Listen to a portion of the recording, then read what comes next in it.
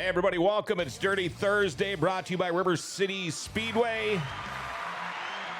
Been trying to get this dude on here for a long time. Driver of the number 44 Midwest Modified, Austin Hunter in the studio. Oh, yeah.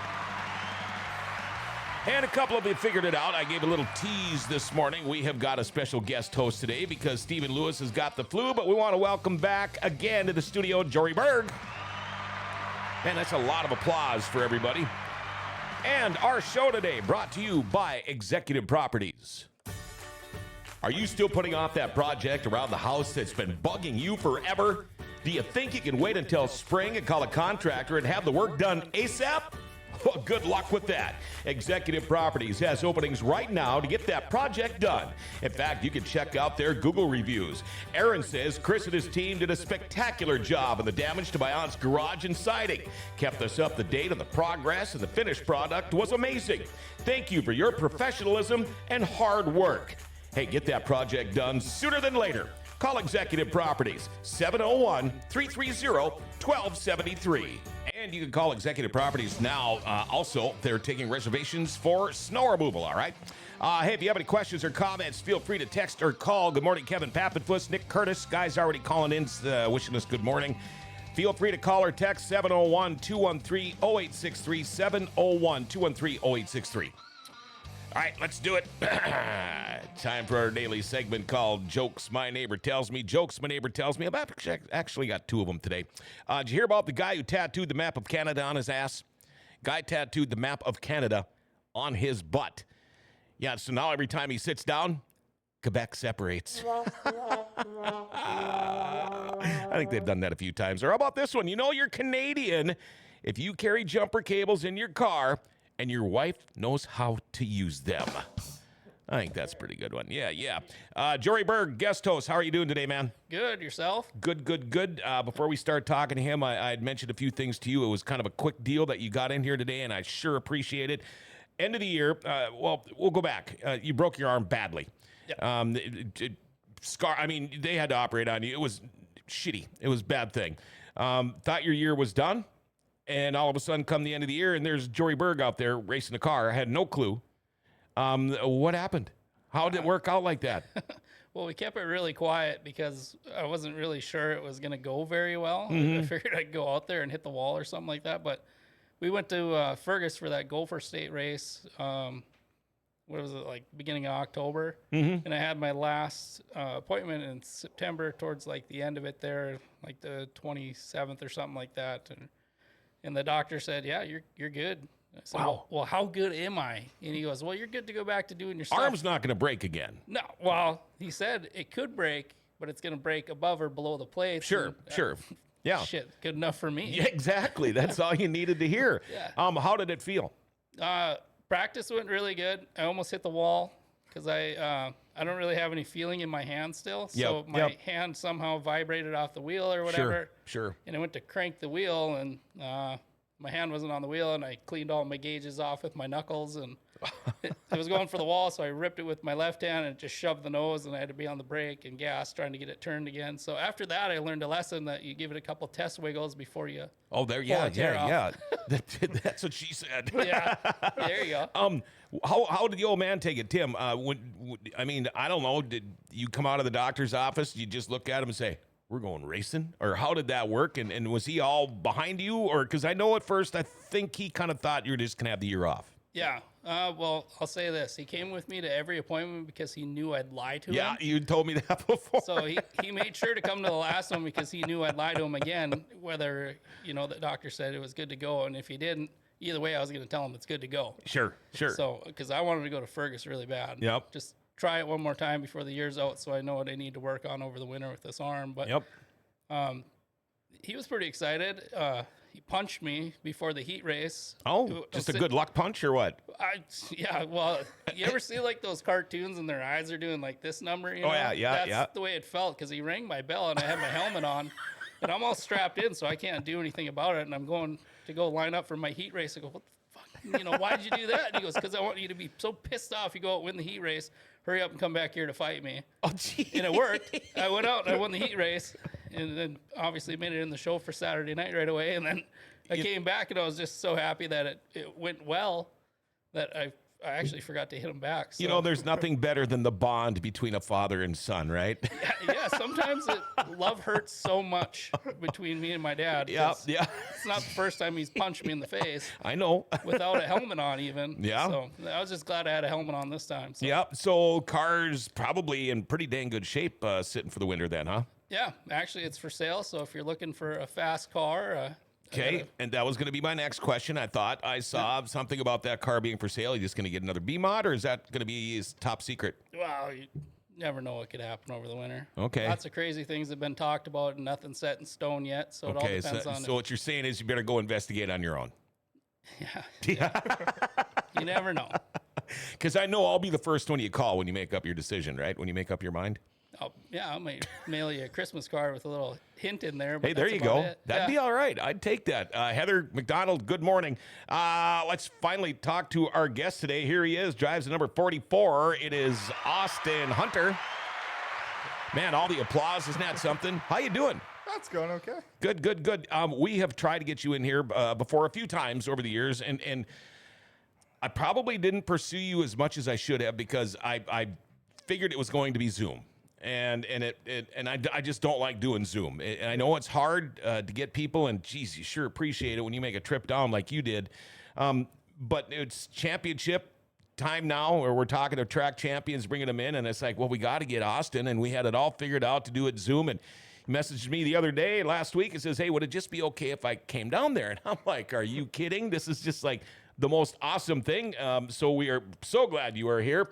How you doing? Yeah, it's going good. We're making a long weekend out of this. So okay, we're gonna do something right here, quick.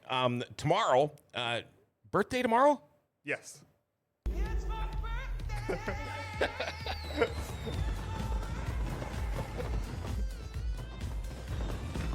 Should have like a birthday hat or birthday saddle like they do at all these restaurants. And you should have to sit there and wear like the sombrero or whatever it is. Yeah, people come around and sing to you. La, la, la, la. How old are you going to be? 31. 31. Wow. How old are you now? 36. 36. Youngins. We were talking about back in the day, I used to do some work up in Canada at the radio station up there. And he says, well, what time, what years were those? And I said, probably before it was before he was born. So like way before he was born. Just shows you how old we are. Tell us about yourself. I don't want to know anything about racing. Tell us where you live, what you do. Do you got any pets? Do you got a girlfriend? Do you have a wife? Do you have a kid? Any of that stuff. Let's hear it all. Yeah. Grew up, born and raised in Winnipeg. We're on like the north side of the town. So Okay. So the furthest possible way from here. And got a girlfriend, Michaela, at home. She's coming down tomorrow. She's going to head to the Wazota banquet with us. But yeah. And that's how you got here today, because you're going to St. Cloud anyway for the Wazota banquet. So that is good. It's silly season, according to Heather. Camber's gotten pretty good at playing that on the saxophone. We'll stop over tomorrow morning. I see the snaps of the saxophone. Does she bring it to the racetrack? God, no. Thank God. I have a feeling it'll be there next year, but no, not yet. You just see her sitting in the trailer playing the blues, in the background. I did drop him off the other night, and Camber ran outside. This is at like 10 o'clock at night, and I dropped Kaylee and Kenna and those guys off. And Camber came running out in the neighborhood, just blaring that saxophone about as loud and annoying as you can. It was comical, and Kaylee's just screaming for her to get inside. Well, she was ripping around in Fergus on that one-wheel skateboard thing. I was like, how long before she's playing the saxophone and that skateboard all at once? Oh, You probably just be gave a her the novelty. idea. Yeah. Yeah, and she also says, I told her we're going to get her to do the anthem at the races next summer. That would be good. I'd love to see that. I would. Also, better give her a round of applause because Austin brought his mom, Gayleen, to the studio. So we got to give her a round of applause. Track mom. She really wanted to come and sit down here and be part of the show, but we had to tell her she couldn't. No, she didn't. She didn't want anything to do with us. Your dad will sit in. Yeah, he'll sit in and he gets in it, but Gayleen, she's more of a tire grinder in the back there. Yeah. She'll take the glory though. Alvin, good day, guys. Good day, Al. We're finding out more and more about you. I don't know that much about you except for talking to you at the racetrack, and it's just an obvious thing for me to ask pretty much every Canadian if they're a hockey fan. Maybe I shouldn't because I do have Canadian friends that aren't, but You are a hockey fan, is that correct? And you played. Yeah, yeah. So you're not only a hockey fan, but you've played, so you actually know the game, and you're a Canadian. Yep. Wow. We fit the stereotype to a T. You do. Do you have a favorite team? Oh, the Jets, obviously. yeah. Obviously, the Winnipeg Jets, obviously. And boy, I tell you what, it's a good time to be jumping on the Jets bandwagon because they are looking awfully good, aren't they? Yeah, we're rolling pretty good right now, so hopefully it keeps going. You know, the Wild were doing really well until they got their asses handed to them by L.A. the other night.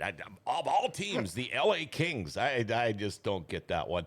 So a typical winter for Austin Hunter, you go to the shop, you work, and then what do you do the rest of the day? Well, we still play like recreational beer league hockey. We're on the ice once or twice a week. We try and get away a little bit. We're maybe later in December here, we might go down to St. Louis there to watch that indoor race. Okay. And then ice fishing, hunting, any outdoorsy stuff, or you'd rather not? Some buddies we try and get out snowboarding. I'm not an ice fisher. I'm not a Yep. boat fisher. How about snowmobiles? Anything fast like that? We did a little bit of snowmobiling when we grew up, but like we live in the city, so like we got to put them on a trailer. Oh then we yeah. gotta trailer them Just half like you do in hour. Grand Forks. Yeah, so it's kind of. But- And then we got so busy, like once we got into racing cars, like our weekends Sure. were building the cars, rebuilding the cars, getting them ready for the. Right. So then your weekends get pretty full even in the winters. Yeah, a little different where I grew up in Thief River Falls. We could drive a snowmobile just about anywhere. In fact, during blizzards, I would take the snowmobile right to the radio station downtown because there's no other way to get there. And actually, people had to rely on radio back then. There was no social media or internet or any of that. Robin Fennell says, Robin right next door to us, by the way, says, Austin and his mom and dad are so nice. When the check-in at the gate, they always bring us goodies when it's really hot out. Very nice family. Isn't that just a Canadian thing? I mean, I could step on your foot and you'd probably tell me, excuse me. I mean, is there a thing? Well, we hear North Dakota nice, Minnesota nice. Is there Canada nice? Our license plates say friendly Manitoba. But Well, that's worth up. There we go. It just seemed to me, but years ago, again, before you were born, I worked at McDonald's in high school. And we always, back then, 79, 80, 81, 82, right around there, whatever, we always didn't like the Canadians because they were so messy. At McDonald's, of all places. But I don't see that anymore. I mean, all the Canadians I know, race car drivers or race fans or hockey fanatics, and I get along with them all. They're great people. You ever look at Austin's car? It's always clean. Oh, yeah. It's always nice. If you got a tore up panel, they're always replacing it. So they're pretty clean. I think it has more to do with Gayleen in the corner over there. She's doing more of the cleaning and telling him he's got to put new body panels on. Well, when you have your companies splattered on the car, I suppose you better keep that stuff clean. But how important that is that to you? Because you're kind of the same way. And you'll see the people that put more care and stuff into it, the people that are probably more sponsored up too. But how important is it to you not just to run good, but to look good while you're doing it? yeah, I always take, like, we're spending a lot of money on these cars. Just keep your stuff looking nice and presentable to, like, if there's potential sponsors in the stands or see pictures on Facebook, then sponsors like, oh, my logo looks good and Yeah, clean you can on the see car. it. Yeah, exactly. So, Nothing worse than not being able to see it. And by the way, if you watch the show, you know I'm going to ask you about your sponsorship towards the end of the show. So I don't know if you got cheat sheets or not for that. But how did you get your start racing? Let's start from the beginning. my dad started racing when I was roughly kindergarten. Back in Winnipeg, they had like the trucks, Yep. and the trucks came down here. And Lynn Luckin, I know, used to drive one back Yeah. in the day. Yep. Yeah. So he did that for a few years, and then I got into go-karts, but in Winnipeg, the go-karts are asphalt road course. Sure, We sure. didn't have the oval stuff. So when I was at the go-kart races, we went to a couple of big events, and these 12-year-old kids got like IndyCar Formula One development deals, and they got their Ferrari jack and stuff. Oh, on. yeah. I'm walking around with my Billy Moyer They probably Scott Bloomquist T-shirt. I didn't really fit in. And They probably had a man bun too, you know. And the funny part is that Austin probably has more championships than those guys right now. Oh, I'm sure. I'm sure. Did you ever think about doing the asphalt thing ever, or you just had it in your brain? I want to be a dirt guy. My heart, like I said, was always dirt. Like when we went to those big races, they had their Ferrari jackets on, and I had my Bloomquist or Billy Moyer shirt on. And then later on, like when I got a bit older, I did a handful of shows in the truck, and then eventually we're like, we want to go traveling and racing as a family. The trucks really only ran Winnipeg. Yep. And we wanted to travel. We wanted to do Grand Forks. We wanted to go to all these tracks, and that's the beauty thing about the B mods. Every track in Wazota has B mods. If you want, you can go anywhere you want. You can race 4 or 5 nights a week if you want to. Yeah. Corey Litton just tuned in from Full Shop at Superior Customs. Woo! I wanted to say something, Austin, about your hair. Now, here's the deal. It's a flashback. I'm looking at myself from back in the early 80s because back in the day, there was no such word as mullet back in my day. You know what we called that? We called that Canadian. When your hair flowed out the back of your hockey helmet, when you get going fast enough and you can see that hair going back there, we called that hockey or Canadian hair. Now mullet has come out, but have you ever thought about cutting? Because I went from having hair down to here to flat top heinies. Have you ever thought about cutting it off, or would that be like Samson and would you lose your powers? I don't know. Every once in a while I've thought about it. Yeah. I mean, does your hair grow fast? Kinda. Not like insanely fast. But Yeah, see, mine grows like a weed, so I could cut it off. I keep threatening my wife that I'm going to grow it again, and she's like, no, you're not. Yeah, I know I'm not. Is it true that Canadians condition with maple syrup? Yes, that's true. I knew it. That's what I'm doing wrong. The Canadians gave us a gift, and I wonder if it was for our 200th show, our 200th Dirty Thursday show. But it was a little bottle. One of them was it was a maple leaf shaped bottle of maple syrup. I don't know what brand it is, but I know it's Canadian, but probably the best stuff I've ever had. You know what I'm talking about? It's shaped like a maple leaf. Oh man, that stuff was so good. Oh, no, I'm hungry now. I know, I am too.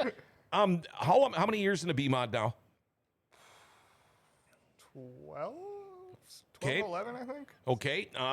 Do you plan on staying at a B-Mod? Have you ever tickled like running a late model or an A-Mod or anything else? If someone walked in that door right now and said, "Hey, come drive my late model," hell yeah, we'll do it. Okay. Right now, our plan for next year is to run a B mod again. That's all we got planned right now. How long did you race before you started winning? We were pretty lucky. We won our rookie year. Oh, wow. I think our rookie year we had 3 or 4 wins, and at the time the track in Morden was called ALH Speedway, and we won the track championship our rookie year. Wow. That just is like unheard of. So altogether, how many wins in championships do you have through everything though? I don't know about championships. We're at 117 wins total. Wow. I didn't know that. That's crazy. I think I got 19. Yeah, I got a ways to go. Yeah, he's been doing a little longer though, hasn't he? Yeah. Yeah. I think I've only been like 6 or 7 years, something like that. Yeah. Wow. Yeah, because I raced with your dad before you started racing. Yeah. Oh, okay. When you first bought your first B-Mod, walk us through how that all went.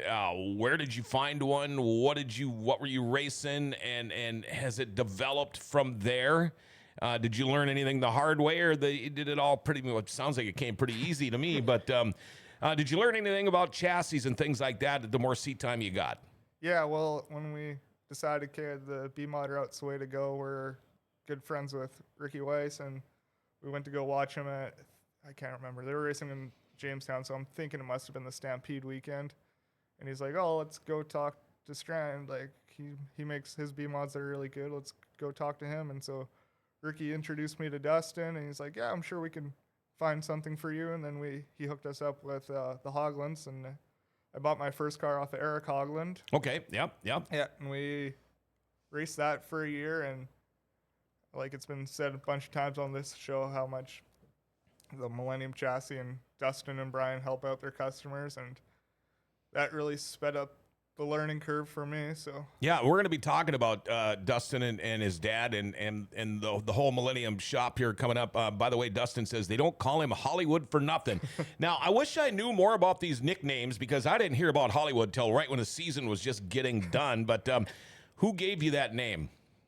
Do you remember? it had to be Nate or Dustin, one of them. Okay. Probably both of them, and it was like I did a news interview in Winnipeg, and then I think I did like a radio or a podcast thing. It was all back to back, and they were just bugging me that I went Hollywood on them. Yeah. Get some nicknames. I love the nicknames. I need to start using more and more of them. We were talking about this, Austin, before we went on the air. The COVID period, a dark time for all of us in the racing world. You guys were stuck up there. It was a total pain in the ass to even attempt to try to come down here, so it just didn't make any sense. I remember hearing stories from a race car driver that said he actually had to hide his mother's car in the garage because over COVID because the Mounties would have seen it. It's a fine. I mean, you guys took it way more serious than we did. Well, depending on if you were Minnesota or North Dakota or not, but it was a dark time because not only did we miss out on guys like you and Ricky and Bill and guys like that, all the Canadians, but the fans too. What did that do for you? Because I don't know how many tracks were open up in Canada, on the other side of the border, but tell us about how that couple of years went for you guys up there. Yeah, it was weird for I think you guys got up and racing, and at that early on, we couldn't race at all. I think Winnipeg might have did a test day or two. Yeah, and I know Devil's Lake got going before anybody, here did, but. And I would come home from work and parents would have the Grand Forks watching the pay-per-view online. I'm like, I want to support my friends, but if I'm not there, I didn't have the heart to watch it. It just bummed me out too much. And then they slowly, I think Ontario might have opened up first. We went over to Lake of the Woods Speedway in Kenora, and then Emo Speedway a few times. And I don't think they were allowed fans. And then Winnipeg was able to open up with limited capacity. So we had 3 tracks going, but they were always delayed starts. We didn't get full seasons in at all, I don't think. How many times did you guys race during that COVID period? 6, 7? Well, between the 3 tracks, I was actually looking back at my race pass the other day. I think between the 3 tracks, the one year I did 16 races. Oh, that's not so bad. Because what was it, 2 years basically, or was it 3 you couldn't come down? 2 years. And then, 2 years before it was then just a partial pain in the ass to come across and not a full pain. Yeah. Okay. It's funny when you mentioned Emo. I remember back in the day, I used to wrench on A-mods. We ran up at Greenbush, and Greg Ferris was running, and he was from Emo. I thought that was pretty cool. I talked to somebody, and this strikes me, Austin, because I think a lot of people will say the same thing. I talked to somebody the other day that is flirting with retirement in the race car, and I said, well, you'll still come to the track and things, right? And he's like, nope, I will not. I will not come to the track. And it's like, well, that sucks for us because, a lot of us know you as whoever, not just whoever the race car driver. We're still your friends. And he said, nope, that's just the way it is. And when I retired from softball, I did the same thing. I could not go watch a softball game. Now I could really give a rat's butt about it. But if you were to step away from racing, would you step away altogether or would you still go watch? I think I could still watch. I think at that point in time, it's knowing I should be racing and I can't go. If I was to retire or something, I would still I can probably watch and. Says Nolan's second to last win was the fair race in Emo, an absolute POS. Is Emo a bad track or what? I don't know. I've never been. Yeah, I never have found either. out this year I was allowed in Canada, so. Oh, yeah. Oh. Just kidding. Oh, that is fun. You mentioned Dustin Strand and Brian. Talk a little bit more about your relationship because I think with those guys, the car was a POS. Okay, Heather, thank you. The car was. Yeah, clarification. There you go. Big time clarification. I think the first time I met you was at Dustin's shop because I don't know if I'd met you in Victory Lane yet or not, but then it got to be when he was out on north of town there. It got to be where your stuff was there every Friday morning. I would see you there. and I would see you guys wrenching on things and you out there working. But tell us about your relationship with the Strands and how it all started. I know with Ricky, but and how it's continued to roll. Yeah, no, like we bought that first Millennium off of Eric Hogland, and we got basically Dustin to strip it down and rebuild it right off the bat, just for we knew we had everything brand new and stuff. But yeah, the relationship started out like as a normal racing business relationship, and it's blossomed to like lifetime family friend. Like if I step away from racing, I know I still got a family friend there. So Savannah's never kicked you out of the shop before, saying that Dustin was busy, so you needed to leave, boys? I wasn't there for that one, no. I don't think she said that to me, but I know it has been done before. But, you know, that's the thing. And I had told the story. I remember back in the day, Dobmeyer, one of his race shops before he was at where he's at now, he would hide. He would actually park inside to hide. So he didn't want people to know he was there because guys like you're just too damn nice. You know, you're working on something. Somebody comes to visit, and all they're doing is getting in your way. But you're too you're too polite to say, "You got to get the hell out of here. I'm busy." But they would do that. Does that happen to you? Because I know people are in talking to Dustin all the time, and you probably see it on Fridays. Yeah, and then they'll talk to me, and then they'll talk to me like I know them, and like I've seen them around, but then I feel bad. It's like, oh no, I can't think of this person's name at all, and you're just like, oh yeah, like tell how's me it about going, it, buddy. Yeah, hey dude. Mainly me and my dad. Well, it's the same, you know. And another story I've told when I lived in California for a while, a long time ago. Everybody called each other dude, and I hated that dude. Well, pretty soon, like me, the 80s was hard on me. My memory's not that good, and I can't remember names very good. So dude turned out to be a good thing for me, but I hear it all the time. John, and you know these people, but you don't know their name. It got to the point my wife finally figured it out. If we run into somebody and we're talking with them and I don't introduce them, that means she finally realizes, oh, he doesn't remember their name. So instead of, gee, you could have introduced me, so now I have to try to wiggle my way around it going, well, you've met my wife before, right? And, well, yeah, I'm Joe or whatever. So you got to kind of figure that out. Heather did say I've been up way too early to fully function this morning. When you guys retire, and if you are like me, you will love going to the races, sitting there, drinking beer, and watching everyone else spending all their money. Kevin Pappenfuss, welcome. Daryl Works, Canadian buddy. Good morning, John, Guess, and everyone. Yes, COVID sucked. We missed Kyle Larson being at River Cities. Go Austin. Met your dad when I was involved buying fire trucks. Nice guy. Always a great Dirty Thursday. Cheers. And cheers to you, Daryl. As soon as we get done with this break, I might go grab something to cheer about. We're going to take a quick little break. Dirty Thursday brought to you by River City Speedway. We've got special guest host Jory Bergen here and River City Speedway champ, the number 44 of Austin Hunter. We're going to go through all his wins and some more stuff coming up here in just a minute. Life doesn't ever seem to slow down. Everything needs to be done right now. Well, when it comes time for an oil change, stop into Valvoline Instant Oil Change. You know, most changes are done in about 15 minutes. Valvoline Instant Oil Change does more too. Tranny and coolant flushes, tire rotations, and batteries. And included in your oil change, they're going to top off your fluids. Check your tires, battery, lights, wipers, and cabin air filter too. And you get discounts for fleets and the military. You know, they can text and email invoices and coupons and mention Grand Forks Best Source and get $10 off your oil change. Valvoline Instant Oil Change. They're open Monday through Saturday with no appointment needed. Pickup and delivery is also available if you live in Grand Forks. And Valvoline Instant Oil Change is now hiring. If you'd like to join their team as an assistant manager, customer service rep, or lube tech, stop in to find out more. Valvoline Instant Oil Change for a complete oil change and more. They're at 3325 South 38th Street or call them 701-780-8462 and make sure you tell them Grand Forks Best Source sent you. All right, we are back. Dirty Thursday brought to you by River City Speedway. And People like Valvoline Instant Oil Change and Executive Properties and River Sports Bar and Casino. I just got a text, and I'm going to bring this up because I've been trying to get these guys on the show forever. I just got a text from Casey Mack. I haul beets for Egg Mac Farms, and they always treat us so good. Our end-of-the-year party is tonight. I can't wait. But here's the shout-out again, so hopefully somebody will say this to them. I've been trying to get Imagine This for a show. Todd, Casey, and Kale on at the same time. I think that would be an incredible show. And Casey's like, well, why would you want me on? I said, well, you're the 5th winningest driver in NOSA history. That was so long ago. So?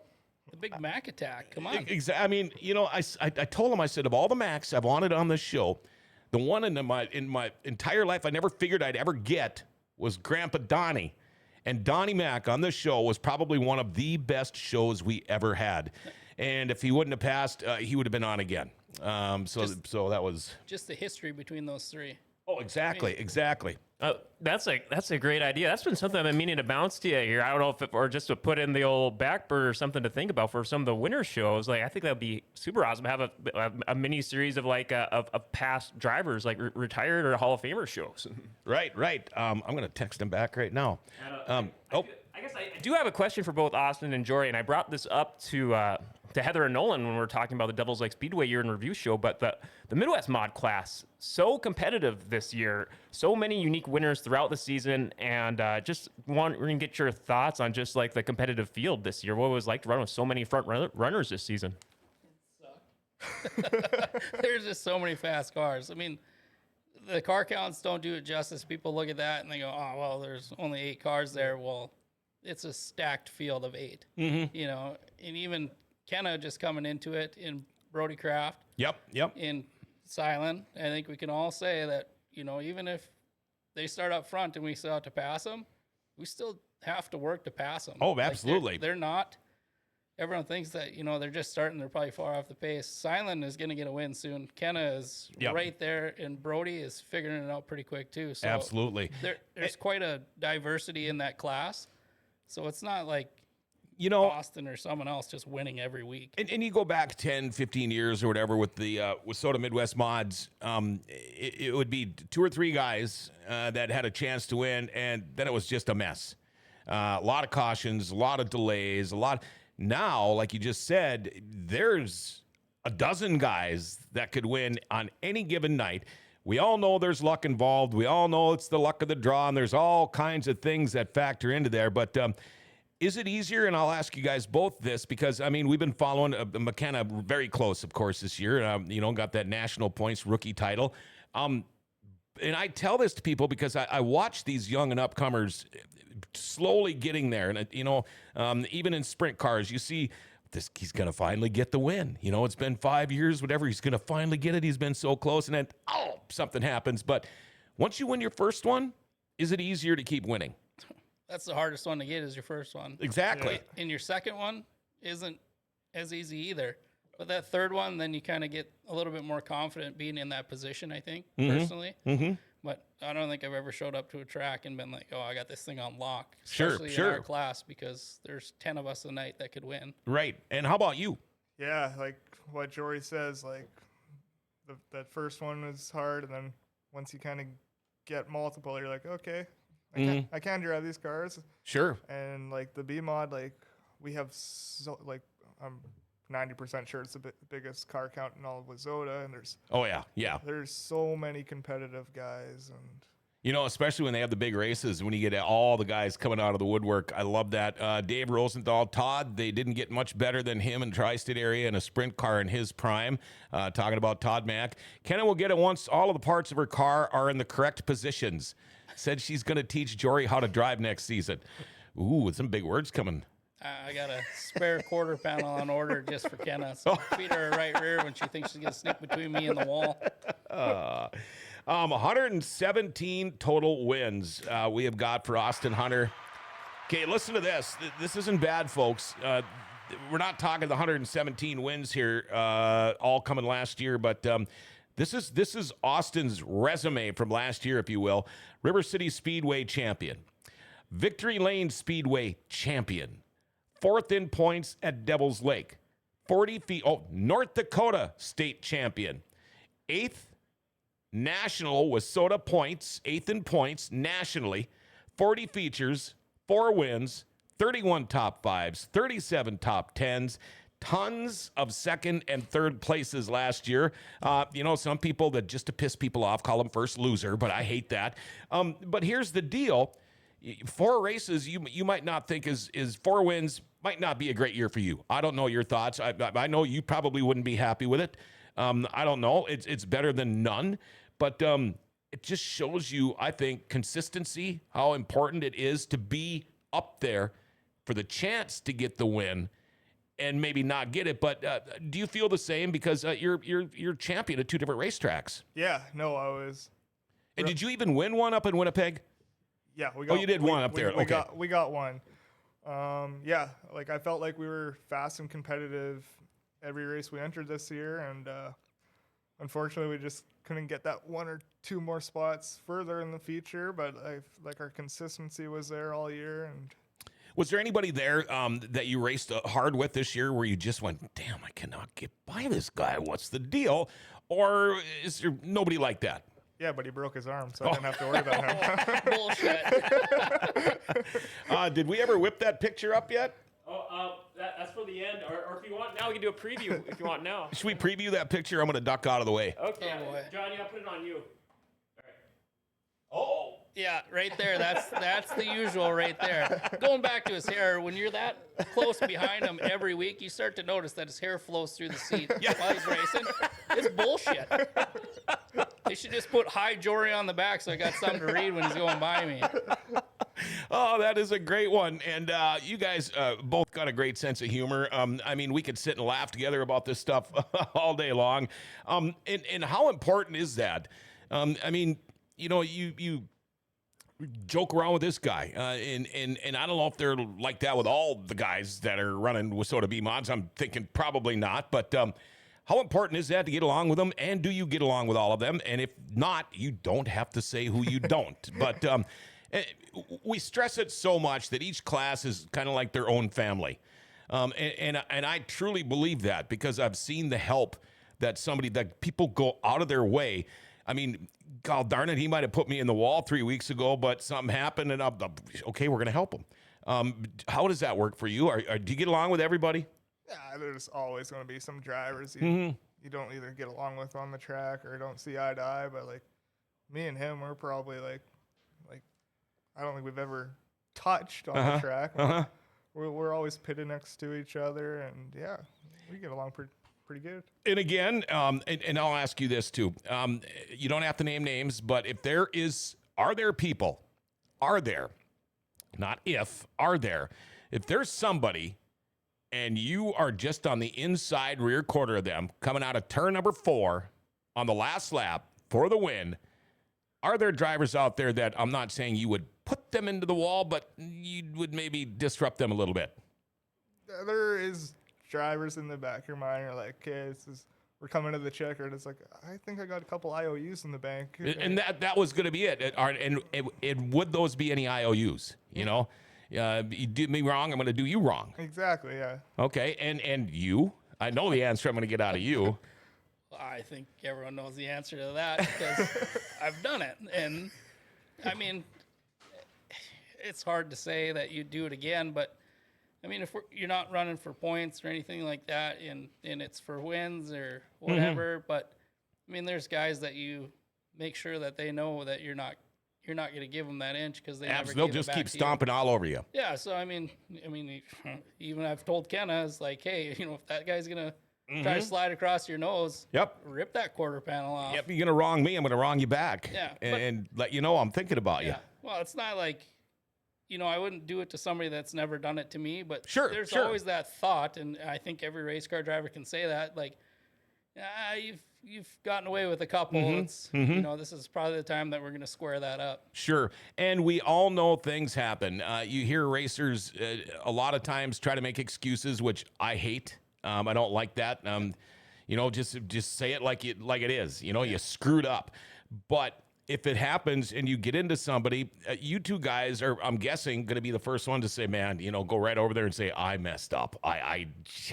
I don't know, I was sitting on my ass or something, or my head. I don't know what I did. But are you going to be one of those guys to go apologize if you did wrong them and didn't mean to? Yeah, I did this year actually. Okay. Silent was leading the race at Devil's Lake, and he had ran right through the middle of 3 and 4 every lap. And then I knew I had one shot at it that I could get between him and the wall coming out of 4.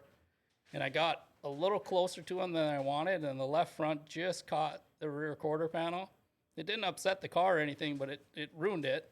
You know, and I snuck by, and I went to win. And then victory lane, I apologized because I didn't intentionally do it. Sure. It wasn't malicious or anything. I just misjudged where my left front is, because in those cars you can't really see the front tires. Right, so. right. And then when I pulled into the pit stall to park my car, I got on my four-wheeler, went up there, and I was like, hey, do you want me to fix that? I'm sorry. Oh, You wow. know, I was like, I'll pay for it, because I felt terrible. Sure. Because he is so close to winning a race, and it felt like. And could he feel that genuine, you know, talk, those words coming out of you? Do you think he got it? Like, wow, he really did mean he was sorry. Yeah, him and his dad were just like, no, man, it's just racing. And, Okay. I felt terrible. You know, I just felt so shitty about it. Right, 'cause right. He's just on the cusp of finally getting one of these things. And and he even said, he's like, I didn't even notice it. Really? So it like just caught the edge of it, kind of ripped it off and crinkled up the deck a little bit. But Wow. as I went by, and I was like, fuck. Yeah. Jory would stuff someone in the wall for 7th place, according to Alex. That's only Alex. I did that to Alex on accident. That was a total misjudgment. And I told him I'd fix his shit too. So, I mean, if I have never offered to fix your shit, Yeah. then it's probably like, nah, whatever. Then you had it coming to you. Yeah, I actually did that to Alex on accident. Okay. I misjudged coming out of 4, and he was big run on the wall, and I lost him in the sail panel, and I couldn't hear him. And then I felt him, and I was like, oh, shit. Yeah. And it was violent. Have you ever had to go apologize to anybody? And do you have a problem doing that?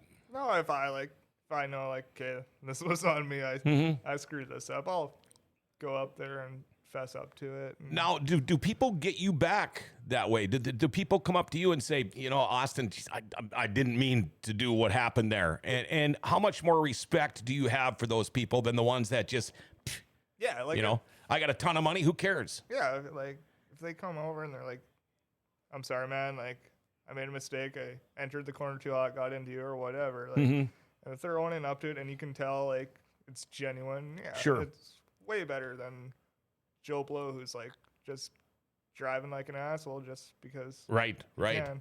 And I've asked you this question before, so I'm not gonna ask you this time, but I will you. And again, you don't have to name any names, but is there anybody that you will not park next to?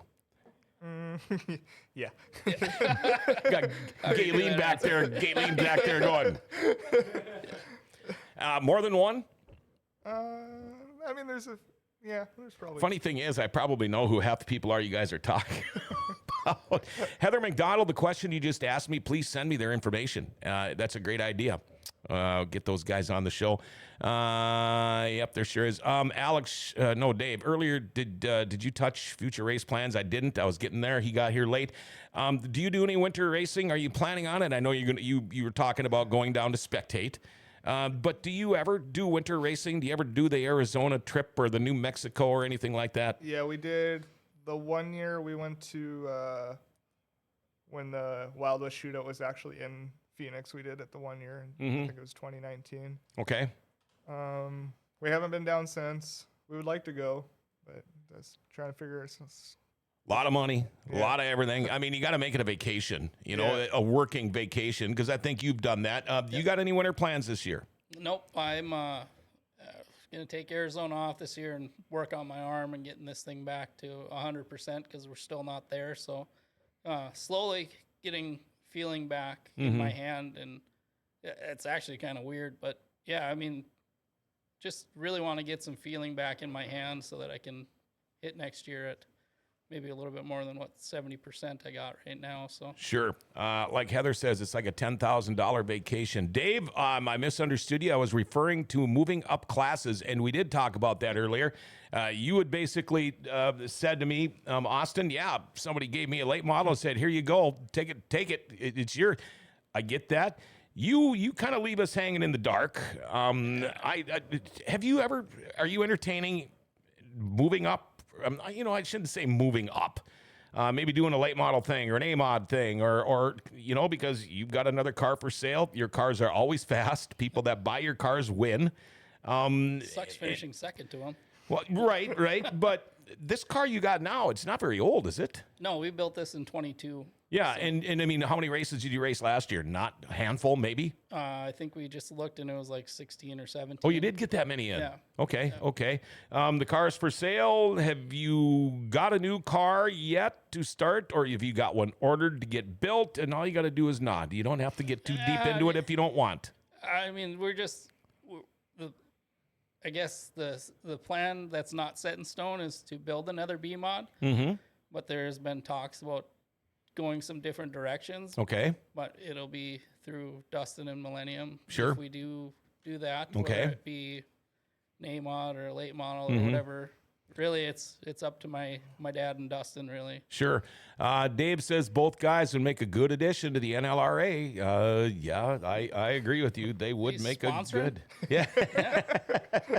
Sign the check. Is it a lot more to run a late model after the initial investment is over, I guess? Is it a lot more to run a late model than it is to run your Midwest mods? I think between like shocks and motors and stuff is like your biggest deal, but then it's like you gotta have the supplies. So now you gotta have all this accessories, and Different tools, and, different. Yep.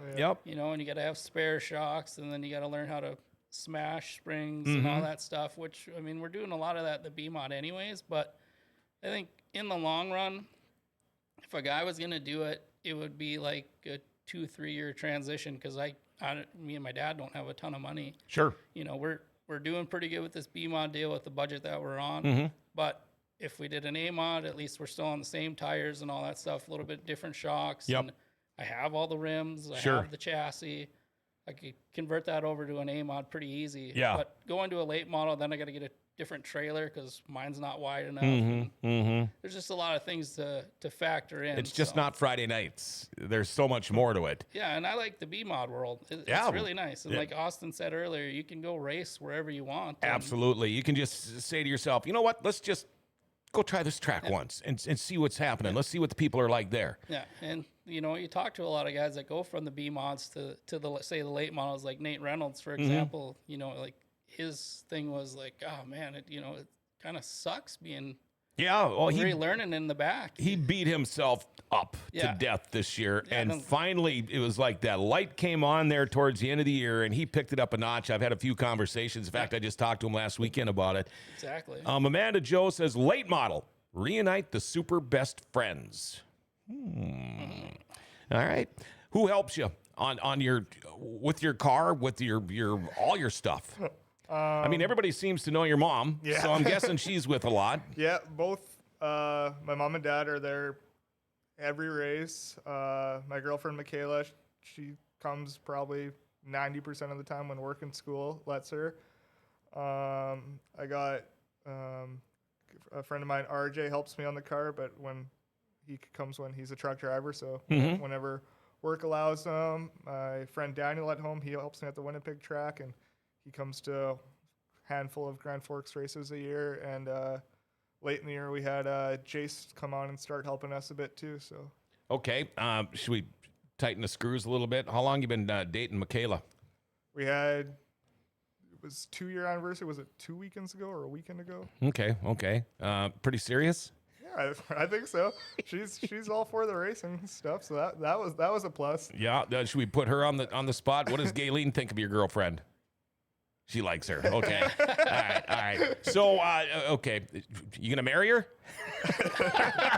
Yeah, shit or get off the pot. Come on. You can talk to her about that this weekend. Yeah, I'll start planting the bug there at the Green Mill. Yeah, it's like I can see. Oh, there you go for the last time. Austin Hunter's on Dirty Thursday. It's like, that's Not son of allowed a to go bitch. anymore. I can't believe you did that. Amanda Joe wants to know, Jory, when is the new boxcar merch dropping? This is funny because I went through my laundry table down in my laundry room. I bet you I've got 200 T-shirts, and my wife gets so mad at me. So I went through them all the other day. I threw away like 3 of them, but I didn't realize how much of your merch I've got that I forgot I even had. But you got new merch coming? I do. So banquet season, obviously. So we got the boxcar banquet hoodie and hat coming out. and Okay. Potentially I believe it's the Carhartt beanie coming with the gold print boxcar logo on it. Oh, So wow. stuff like that, and that should be dropping here in the next week or two. So Keep me in your thoughts for a beanie. There you go. And you know, I like you guys. It's like the Dustin Strand fan club here today.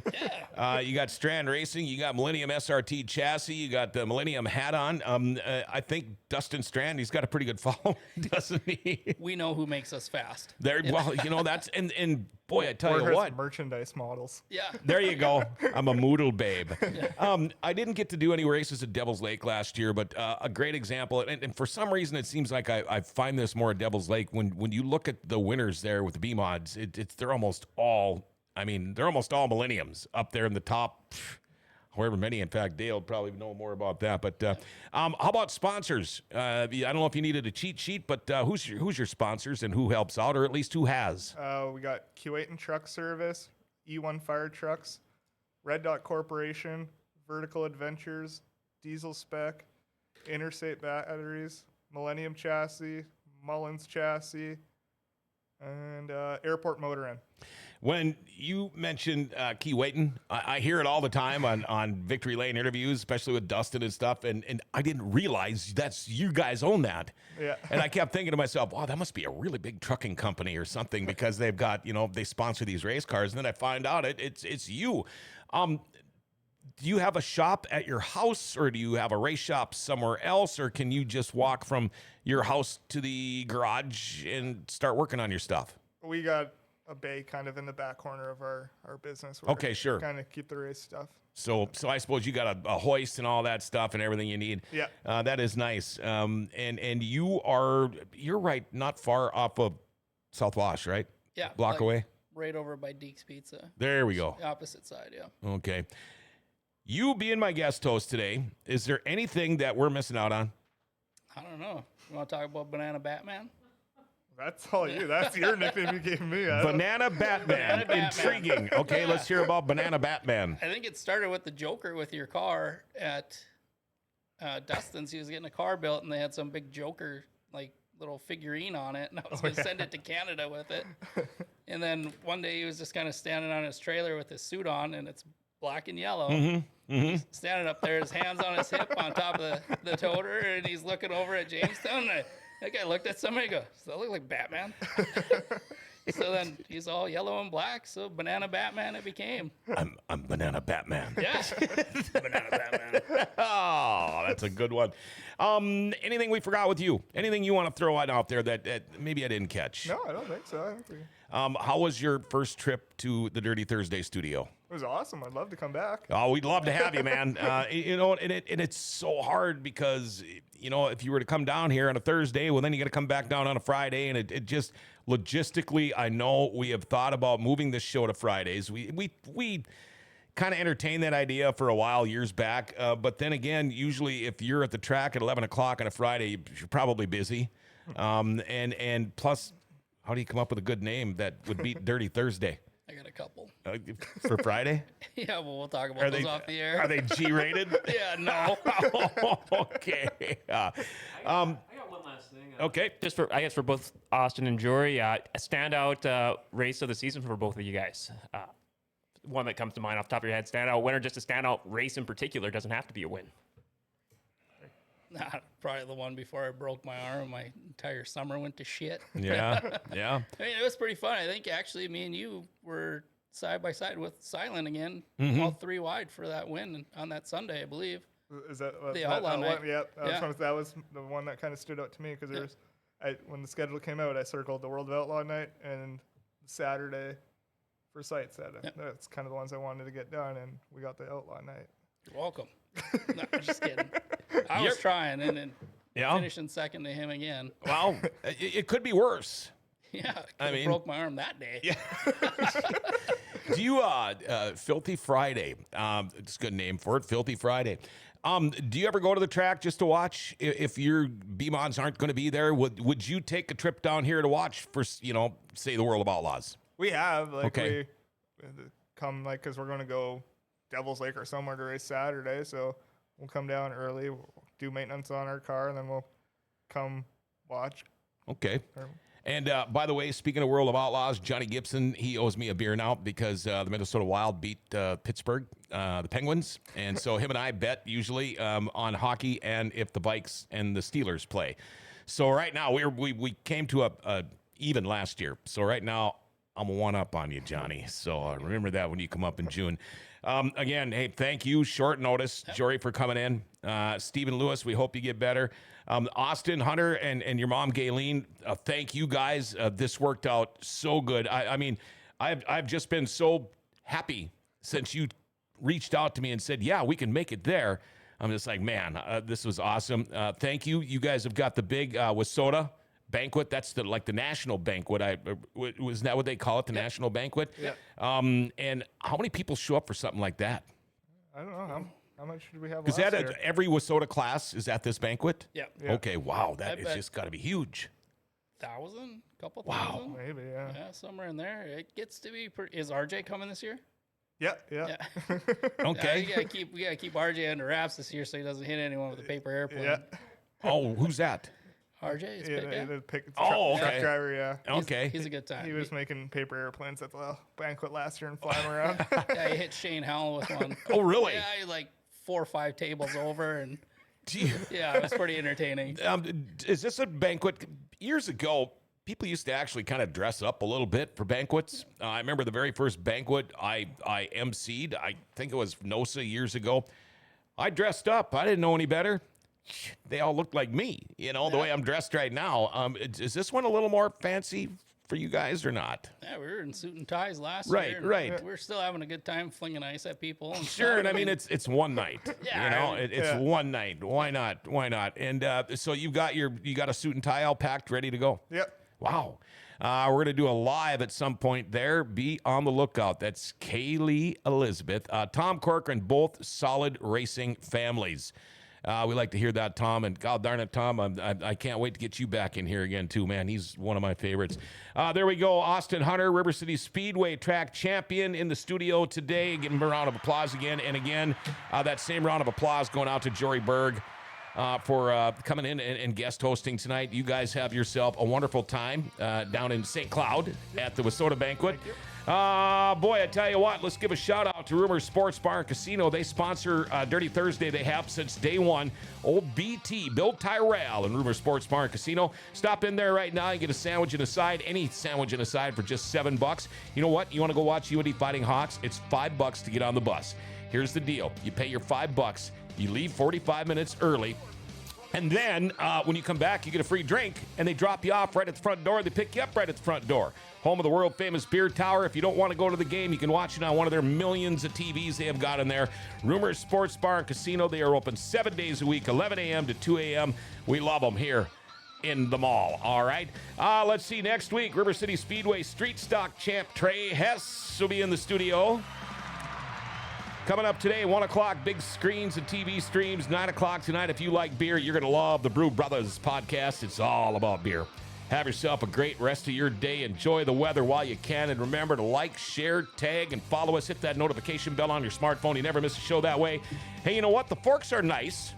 Well, Grand Forks' best source got the forks their identity back.